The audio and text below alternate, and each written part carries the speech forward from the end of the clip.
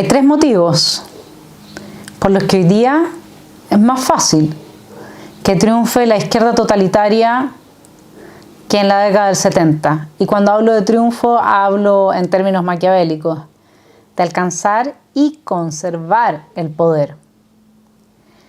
El primer factor, mis queridos telepensantes, bienvenidos a Esfera Pública, sobre el que vamos a reflexionar en esta columna que nos devuelve al pasado, a la época del 73, el primer factor es la Constitución.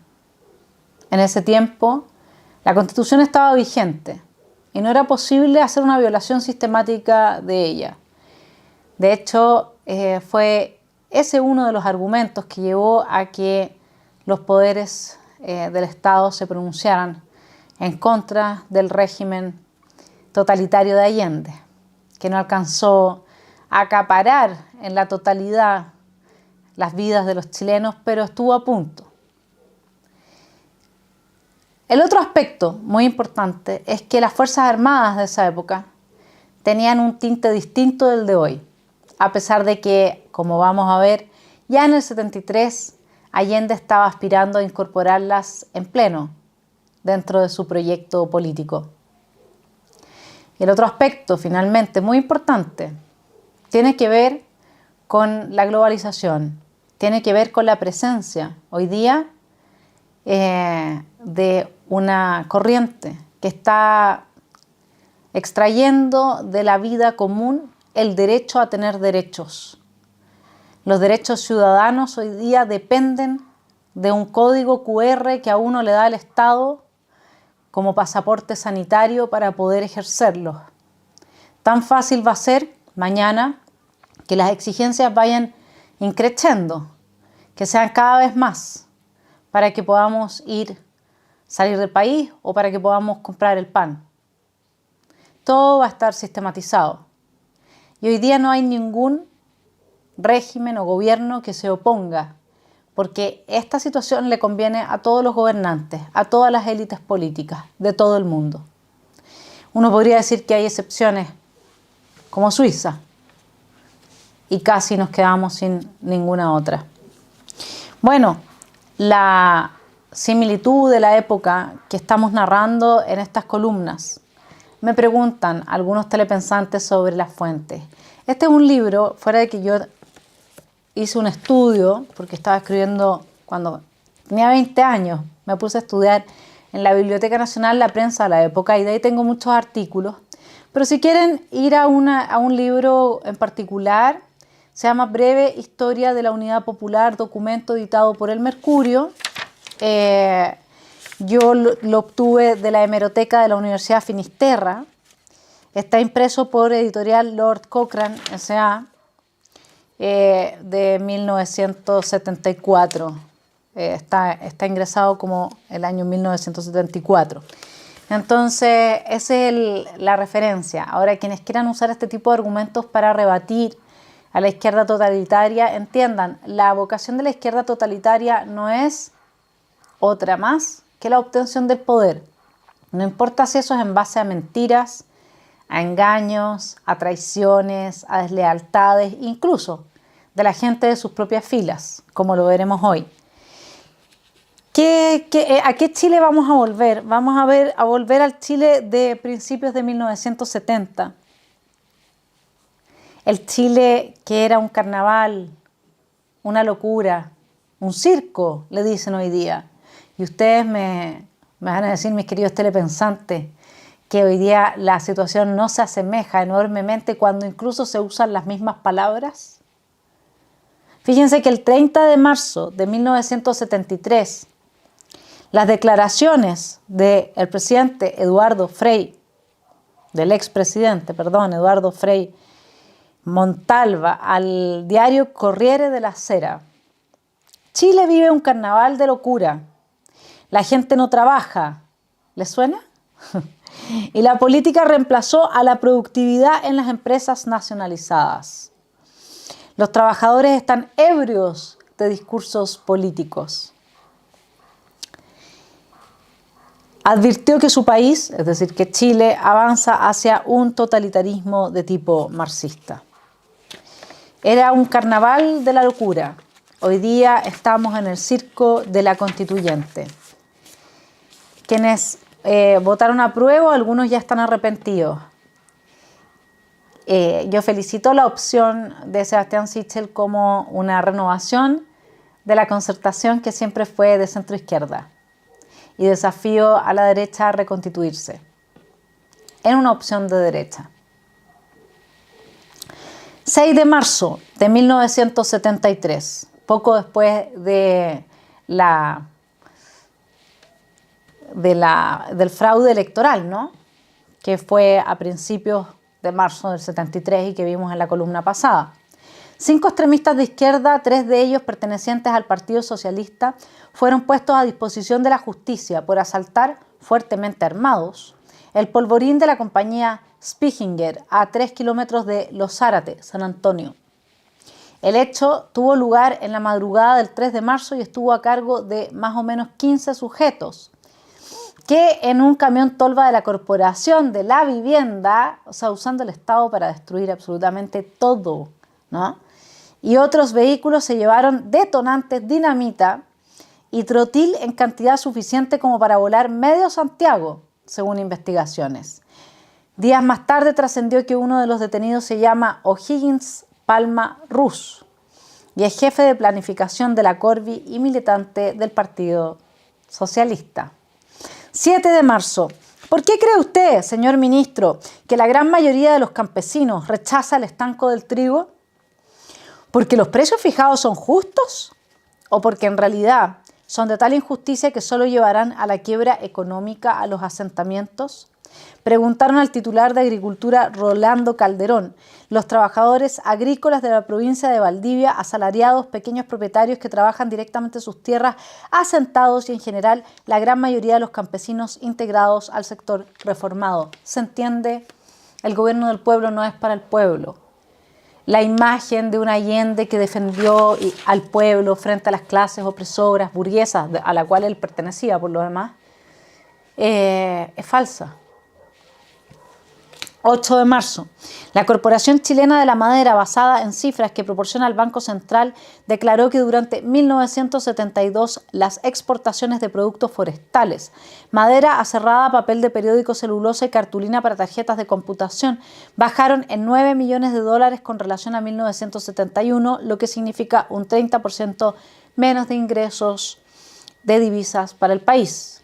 9 de marzo, las Fuerzas Armadas destacadas en la provincia de Valparaíso recibieron orden de acuartelamiento en primer grado a raíz de que grupos extremistas, MIR y FTR, organizados en forma paramilitar, se tomaron zonas y caminos adyacentes a coraceros y otros regimientos. 11 de marzo, el Mercurio publicó un memorándum que analiza las causas del retroceso y de la futura crisis de la agricultura chilena preparado por Tomás Cox, funcionario de la Oficina de Planificación Agrícola ODEPA. Resumen o síntesis del informe que hizo Tomás Cox. La reforma agraria parece haberse hecho con el único fin de terminar con el latifundio, perdiéndose de vista fines más amplios e importantes. Habrá que implantar racionamiento general de alimentos. Luego, el experto agrícola de ODEPA opina que el actual gobierno ha cometido enormes, profundos y crasos errores. A su juicio, el más grave consiste en forzar al campesinado chileno a entrar en un esquema marxista, que está muy lejos de lo que los campesinos tenían en su mente. Es más o menos como ahora con la gente que está en la línea de la lista del pueblo y de las discusiones constituyentes que proponen un Estado plurinacional y que todo va a ser en lenguaje inclusivo. Y todo maravilloso, ¿no es cierto? Con eso no se para la olla, mis queridos telepensantes. Hoy día se ha inyectado una cantidad de recursos en esta economía para tenerla atontada a la gente en el momento más álgido que ha enfrentado nuestra historia en los últimos 40 años, que ha sido una irresponsabilidad total. En los 3 retiros, más la inyección de recursos del Estado, hace que la gente no se dé cuenta porque tiene la guatita llena. Y guatita llena, corazón contento, decimos por ahí. Así es que en el momento en que esto se empieza a desmadrar, porque el lenguaje inclusivo no genera ningún tipo de mejora ni en la productividad ni en el crecimiento del país. Tampoco un Estado plurinacional ni el tipo de constitución que naturalmente tiene que salir de la discusión constituyente. ¿Será ese el momento en que los porfiados no van a terminar por decir que ahora sí, en el plebiscito salía que votar rechazo? Bueno, les aviso a los porfiados que no van a ganar con el rechazo ni aunque ellos se pongan a favor del rechazo. Porque esto ya está cocinado. Porque una vez que la gente cree que lo que venga es mejor, no va a haber nada que lo persuada de que va a ser peor. Y la gente que votó apruebo votó por esa razón. Votó por una esperanza. El 49% de quienes votaron apruebo lo hizo pensando que la incertidumbre institucional iba a mejorar sus condiciones de vida. Ese es el nivel de educación que tiene nuestro país. Sigamos con 1973. Cox recuerda a los ejecutivos de la Unidad Popular que los trabajadores agrícolas lucharon por ser dueños de la tierra. Problema con la ley indígena, ¿no? Que aceptan cualquier forma de propiedad porque han entendido las limitaciones que presenta la forma que más conocen y desean, la cual es la propiedad individual, pero en libertad e independencia. Pero contra sus aspiraciones se los está conduciendo hacia un nuevo sistema en el cual, bajo la dependencia de funcionarios del Estado, ellos pasan a ser obreros del Estado. El totalitarismo no es otra forma que la radicalización del esclavismo. Bajo el totalitarismo, todos los ciudadanos son esclavos. Hay informes de la ONU de cómo Corea del Norte exporta esclavos a distintas partes del mundo y recibe el dinero por su trabajo, el gobierno. Eso es el comunismo, mis queridos telepensantes, no nos equivoquemos. 12 de marzo, en un ambiente de protesta generalizada, la Municipalidad de Santiago inició el cobro de patentes de automóviles, correspondiente a 1973. Los montos de este tributo legal son de tal magnitud que algunos colegios profesionales como el Colegio Médico dieron instrucciones a sus miembros de boicotear el pago de patentes. Me dice, hoy día el Colegio Médico está en manos del comunismo, ¿no? En esa época eran profesionales que tenían su corazón bien puesto, denunciaban la falta de insumos médicos y estaban en contra de este tipo de tarifas que evidentemente que afectan la posibilidad en un país con las dimensiones del nuestro de dar una atención adecuada a quienes la requieran de urgencia. 13 de marzo, uno a uno los sectores democráticos, especialmente los relacionados con la educación del país, demostraron públicamente su repudio a la ENU. Aquí tenemos la ESI, pero acá la ESI es apoyada por la derecha.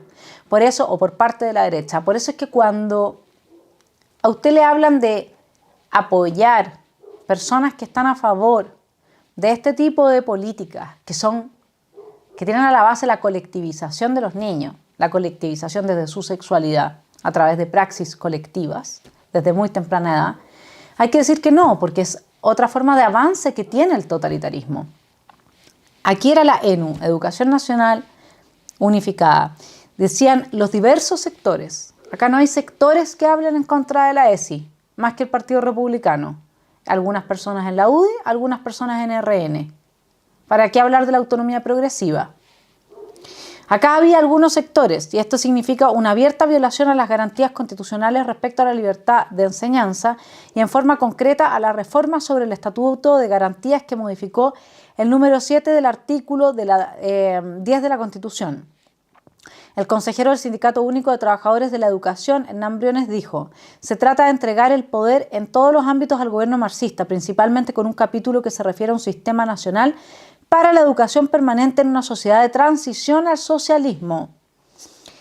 Esto de permanente es la nueva píldora de los marxistas, con lo que quieren decir que abarcará al chileno desde que nace hasta que muere. Bueno, la tómbola que ideó la señora Bachelet. El otro día hablaba con alguien que me decía que no podía creer que una tómbola eligiera el destino de su hijo. Esos simbolismos en que uno ya pierde el control sobre su propia vida, la gestión sobre su propia vida. Esos van avanzando culturalmente el totalitarismo. ¿Y para qué hablar del currículum escolar? que es uno para todas las escuelas en Chile. Ah, ¿por eso no se puede avanzar más? Claro que se puede avanzar más, siempre se puede avanzar más, se puede terminar de destruir cualquier institución educacional que tenga la vocación que tuvo el Instituto Nacional y terminar transformándola en un semillero de guerrilleros. Por supuesto que siempre se puede avanzar más. Y del semillero de guerrilleros, después también el Instituto Nacional se lo puede terminar transformando en un centro de detención para torturar a los que piensan distinto. ¿Sí? 14 de marzo, el 50% de los camiones basureros de la Municipalidad de Santiago está paralizado por falta de repuestos. Es así como el Departamento de Aseo del principal municipio chileno cuenta solo con 28 vehículos recolectores para el trabajo diario. ¿Se imaginan lo que es esto en términos de salubridad? No sé, Chile llegó a caer muy, muy bajo, porque era más pobre que ahora. Y ahora nos inyectaron una liquidez salvaje, entonces nadie se está dando cuenta de lo que se viene. 16 de marzo, 2 militantes de la Juventud Demócrata Cristiana fueron acribillados a balazos por elementos extremistas de izquierda. ¿Quién va a ir hoy día de candidata a la presidencia? Cuando trataban de salir de la carpa en la cual habían montado guardia toda la noche para evitar la toma de una parcela de La Reina, acción que proyectaban esos mismos pobladores extremistas del campamento del tránsito Carlos Cortés. Poco después del asesinato apareció el intendente de Santiago, Jaime Faibovich, quien fue recibido por el vecindario a los gritos de «¡Criminal! ¡Asesino! Usted es de los mismos». Dos funcionarios de la Corporación de Mejoramiento Urbano, Cormu, repartición del Ministerio de la Vivienda y Urbanismo, fueron detenidos por Carabineros por encabezar este hecho de trágico desenlace. Horas más tarde, el senador demócrata cristiano José Musalem dijo: «Está muy claro que los equipos de cesantes que ha contratado el Ministerio de la Vivienda son grupos armados, individualizados fácilmente en todo lugar por sus cascos amarillos, que cuentan con la protección oficial del gobierno». O sea, el gobierno estaba armando su propia milicia, ¿no? Para eso ya había sacado una ley de armas, como la que se está planteando acá, sacar para prohibir que cualquier civil se pueda defender, que cualquier civil decente, porque usted sabrá, mi querido telepensante, que ningún delincuente entrega su arma, porque por definición vive al margen de la ley. Esas son leyes que no se hacen para los delincuentes ni para la gente que vive fuera de la ley, sino que se hace para la gente buena y decente, para quienes pueden tener una tenencia responsable de armas. Los invito a hacerse parte, a inscribirse, aunque no tengan armas, para apoyar a quienes hoy día están sacando adelante esta iniciativa. 17 de marzo. Chile ocupó el penúltimo lugar entre los países latinoamericanos en cuanto al crecimiento económico durante 1972. Me imagino que el último habrá sido Haití. Ese fue el veredicto de la Comisión Económica para América Latina, CEPAL. O sea, había algo peor que el sistema de sustitución de importaciones tan promovido por la CEPAL, ¿no? Marzo 18, más del 60% de las panaderías de la capital dejó de trabajar por falta de harina. Solo pudieron hacer pan los establecimientos que tienen a su propio molino o que aún contaban con un stock de materia prima. A juicio de los panificadores y molineros, este grave problema se deriva de la baja producción triguera interna, causada por la expropiación de más de 3.000 fundos que en su mayoría no alcanzaron a ser sembrados. 19 de marzo, durante el presente año se requerirá de la importación del 85% del trigo necesario para el consumo de pan, declaró Benjamín Mate, presidente de la Sociedad Nacional de Agricultura, denunciando que el estanco del trigo durante esta temporada ha rendido solo 35% de lo comprado el año anterior a la misma fecha. 19 de marzo, a raíz del interés gobiernista por requisar la fábrica de cemento Bio Bio y del rechazo de este decreto requisitorio por parte de la Contraloría General de la República, se ha creado una tensa situación entre el ministro de Economía, Orlando Millas y el Contralor General Héctor Humérez. ¿Se entiende por qué la Constitución es tan importante? ¿Para evitar el avance del totalitarismo? Sigamos. El ministro Millas, entre otras cosas, había acusado al Contralor de dar un nuevo ejemplo de la versatilidad con que en el último tiempo modifica constantemente sus opiniones, al emitir pronunciamientos que tienden a enervar la acción administrativa de la Dirección de Industria y Comercio, DIRINCO. El Contralor General respondió al ministro Millas que no entrará en polémica personal, no haciéndose cargo en esta ocasión de las impropias e inadecuadas expresiones que no corresponden a la deferencia que se deben entre sí autoridades que ostentan rangos tan elevados. Luego el Contralor Humérez entra en materia recordando al ministro Millas que la Constitución Política del Estado y sus leyes complementarias señalan claramente el campo de las atribuciones del Poder Ejecutivo y de la Contraloría General. Al primero le corresponde la administración del país, la cual debe realizarse dentro de la Constitución y la ley. Por eso era tan importante la Constitución. Por eso la extrema izquierda se aprovechó del malestar genuino que había y de armar, ¿no es cierto?, piquetes que permitieran incendiar ese malestar. Y lo que pidió fue la Constitución. A mí me encantaría, mis queridos telepensantes, que alguien hiciera el trabajo de ir a los medios de prensa y ver quién fue la primera persona que públicamente habló de la Constitución en Chile. Ver cuántas de las personas que incendiaron el metro, cuántos de los carteles que habían en las calles, cuántos de los gritos de los manifestantes clamaban por una nueva Constitución. No había nadie, mis queridos telepensantes. Las encuestas arrojaron durante décadas que la Constitución a los chilenos no les interesaba, porque la corrupción no se arregla por Constitución. Los delitos cuello corbata no se arreglan por Constitución. El nefasto vínculo entre ciertos sectores económicos y el poder político o cierto sector dentro del poder político no lo arregla la Constitución. El avance del narcotráfico no lo arregla la Constitución. La mejor gestión de los recursos que se extraen de los ciudadanos a través de servicios de calidad no lo arregla la Constitución. Era importante porque la experiencia histórica de la que la izquierda sí aprende es que donde hay una Constitución vigente las instituciones pueden funcionar. Acá cada uno de los parlamentarios que ha jugado en contra de la Constitución no debiera ser electo. Así como tampoco debiésemos de darle nuestro voto a alguien que haya estado a favor de entregar la Constitución, porque esta fue la herramienta institucional que permitió declarar la ilegalidad del régimen totalitario de Allende. Y hoy día no la tenemos, mis queridos telepensantes. Hoy día tenemos una situación peor que si no tuviéramos Constitución. Tenemos una constituyente en manos de la izquierda con vocación totalitaria. Y esas condiciones las construyó la gente que estuvo por el apruebo.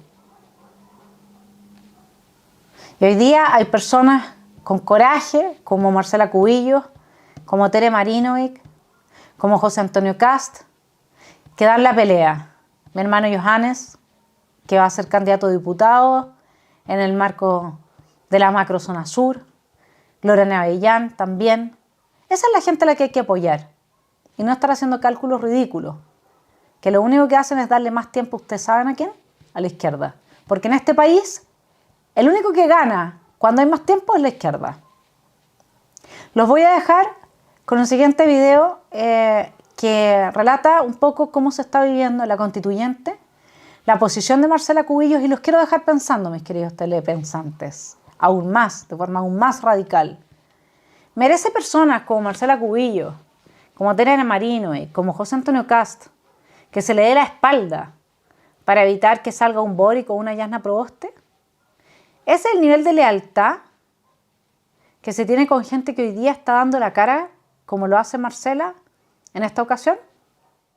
Muchas gracias, presidenta. Fuimos aludidos y quisiera ejercer al menos el derecho a responder. Ayer en este hemiciclo fuimos aludidos por usted, presidente, y lo digo con todo respeto, ayer en la televisión. En este hemiciclo usted habló de amor y en la noche sembró división. Y a nuestro juicio se pavimenta un camino de tiranía que también tenemos que hacer los descargos. Al hablar de un sector como el sector del privilegio, usted no solo descalificó a un grupo de convencionales, sino a más de 1 millón de chilenos que nos eligió para estar acá. Más grave aún, usted no hace una opinión política, sino divide a chilenos en buenos y malos, entre aquellos que sí tienen derecho a estar aquí y aquellos que a su juicio no, aunque hayamos llegado incluso con mucho más votos. Usted define qué opiniones o qué sector político es moralmente aceptable y cuáles posiciones no son moralmente tolerables. Esta división entre buenos y malos, como forma de reemplazar legítimas visiones políticas sobre el país y nuestro futuro, es la lógica que lleva a violencia y pavimenta tiranía, porque si ese otro, yo decido que no tiene derecho a pensar como piensa, o estar acá, o su opinión no es legítima, entonces me da derecho a silenciarlo y cancelarlo de la manera que sea. Solo quiero terminar, breves palabras, recordando aquellos tiempos en que 30 años después de septiembre de 1973, algunos fuimos diputados con la senadora Isabel Allende presidiendo la Cámara de Diputados. Sí, la hija de Salvador Allende. Y lo hizo siempre, sin odio, sin división, con respeto a todos. No hizo nunca un discurso como usted sobre el amor, pero ejerció su cargo dando garantías y respetando el derecho a pensar diferente y a tener historias diferentes. Algo tan simple y humano como eso es lo que hoy demandamos de su conducción, o que todo Chile se entere que en esta convención ni siquiera su presidenta está pensando en hacer una constitución para todos los chilenos, sino solo para aquellos que piensan como ella o que tienen, sí, el privilegio de caber dentro de sus categorías morales. Muchas gracias, presidenta. Bueno, muchos se quejan amargamente de la cobardía de la derecha. Muchos que parecen que al apuntarlo en los demás no lo tienen en sí mismos. O sea, esta sería gente valiente. Bueno, sea valiente entonces. Seamos valientes. Apoyemos a gente que está poniendo el pecho a las balas hasta este momento leguleyas, pero también a los incendios, a la destrucción del país, al desmantelamiento institucional. Y no le juguemos chueco, porque no va a haber mucha diferencia.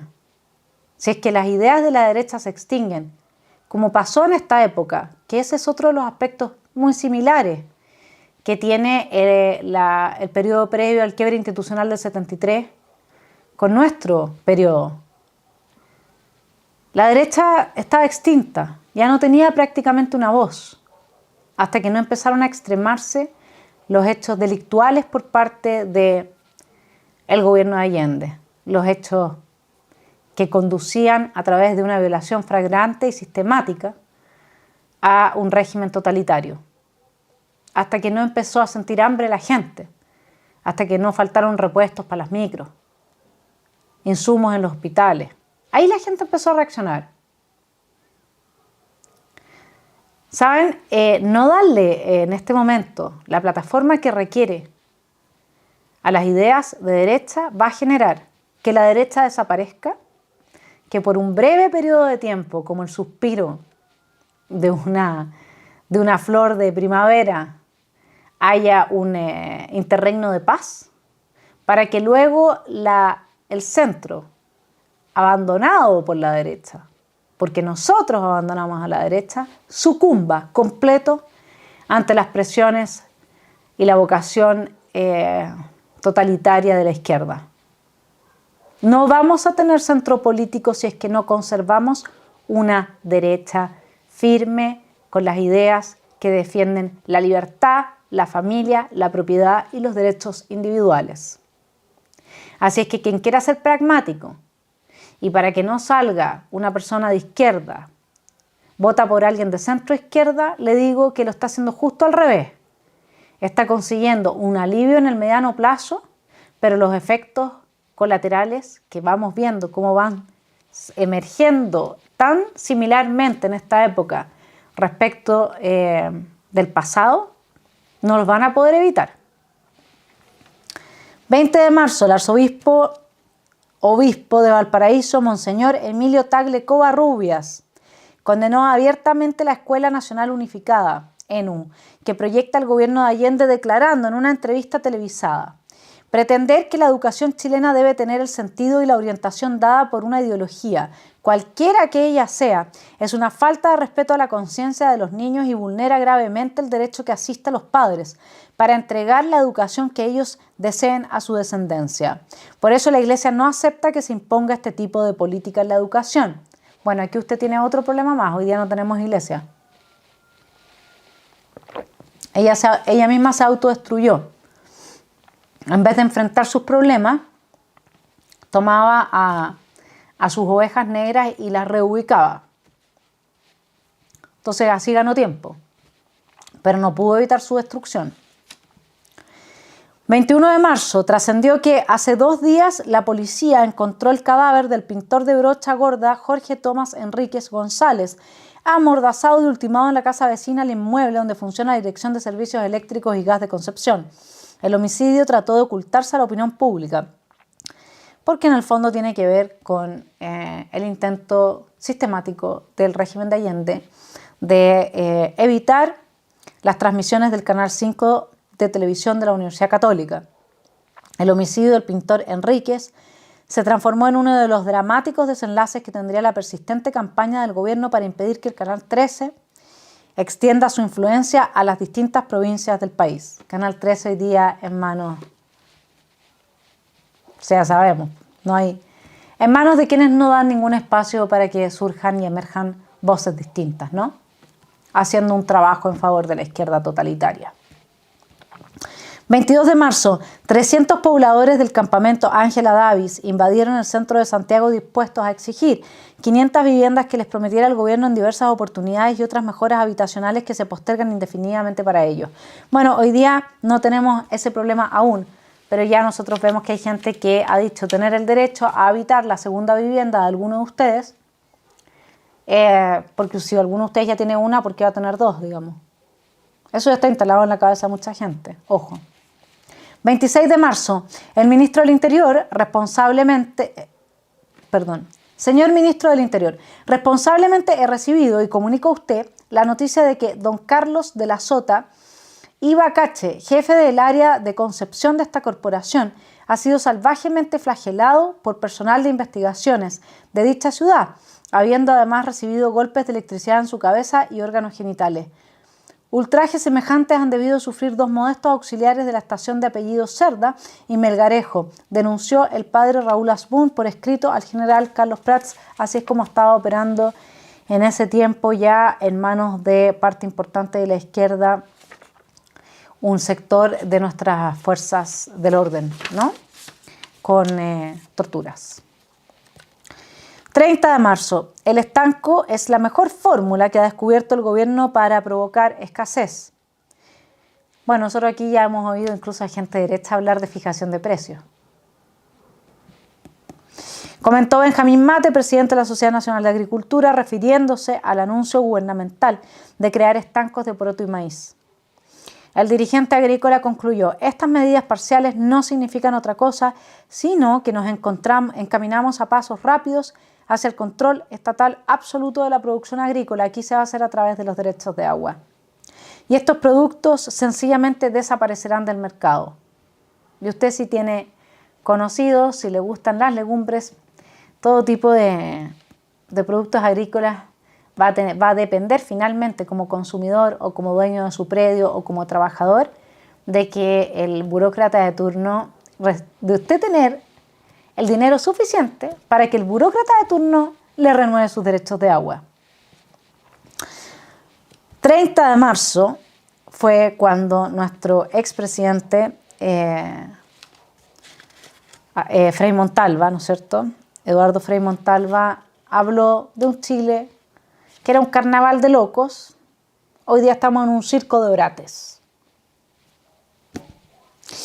31 de marzo, miren quién aparece aquí, el general Alberto Bachelet, secretario nacional de Distribución y Comercialización, con la venia del presidente Allende, dispuso la renuncia de todos los gerentes y subgerentes de las empresas distribuidoras estatales para reemplazarlos por militares y técnicos de confianza. Lo voy a leer de nuevo.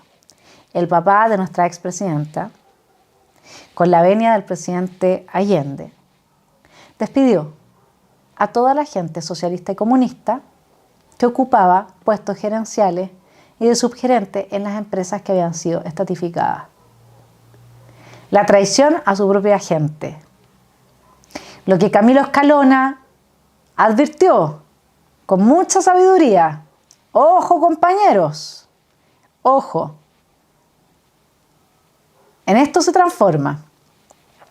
El comandante Mickey, líder poblacional mirista, fue portavoz de la oposición extremista a esta medida, diciendo que ella constituye un boicot al abastecimiento de los almacenes del pueblo, que son las herramientas de lucha de los pobladores y germen de su poder, el que les permitirá plantearse formas y metas más allá de la canasta popular y de los propios almacenes.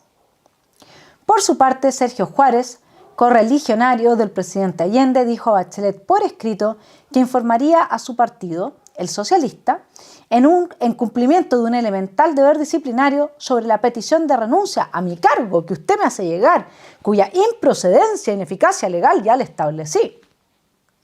Cabe recordar que el militante socialista Juárez fue entronizado por la fuerza como gerente general de Agencias Graham en un acto revolucionario de los pobres de la ciudad. Metemos al pueblo, expropiamos a la clase explotadora, desmantelamos el sistema productivo, seguimos expropiando, las élites políticas en farra, permanentemente, de viaje, y luego cuando empieza el problema de cómo sostener el aparato productivo y de cómo llenar los estómagos, surgen las explosiones populares. Y entonces, mis queridos telepensantes, se hace uso y abuso de las Fuerzas Armadas y de orden para reprimir a los muertos de hambre.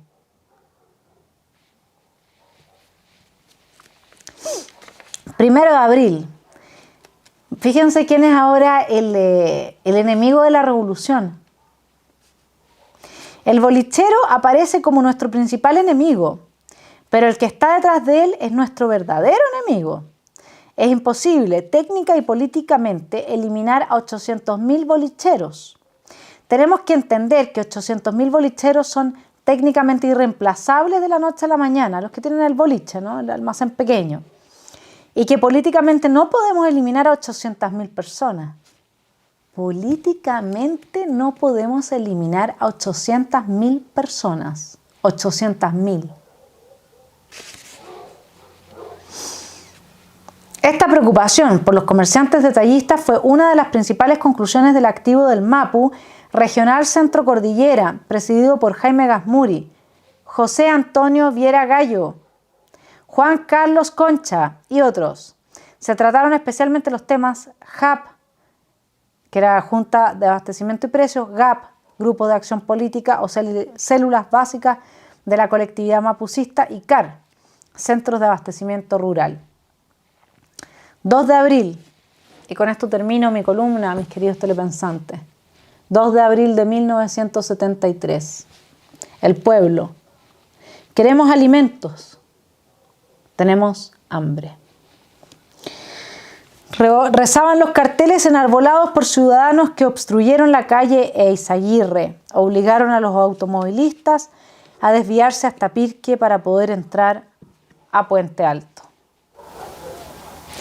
Así es como termina esta historia y como luego se mantiene en las cúpulas a la élite que aprieta de esta manera a los ciudadanos y vive holgadamente a costillas de ellos. China aprendió una fórmula nueva, esa es la que se está avanzando paso a paso, y con toda esta situación del pasaporte sanitario van a haber logrado un gran triunfo. Los gobernantes, digo, en general, los que tienen vocación de poder totalitario, los que creen que no tenemos ningún tipo de derechos, ni a la autodefensa, ni a decidir sobre nuestra salud, ni a circular libremente por el centro de Santiago, ni a que se haga justicia a los 300.000 desempleados que dejó el vandalismo del 18 de octubre, ni a que se respete la Constitución, ¿Y para qué vamos a hablar de algún tipo de mea culpa? Yo los dejo invitados a que se suscriban en apoyo a la Asociación Chilena del Rifle, que en parte lidera mi hermano Leif Kaiser, para que se sepa que los ciudadanos sí queremos defender nuestros derechos. Los padres, el derecho a elegir la educación de sus hijos, a elegir la religión de sus hijos, a decidir cuándo sus hijos están o no maduros para tener bajo su techo relaciones sexuales o salir a marchar, y que no lo decida un juez. El derecho a la justicia, el derecho a la protección de la libertad y de la propiedad. Que tengan un muy buen fin de semana.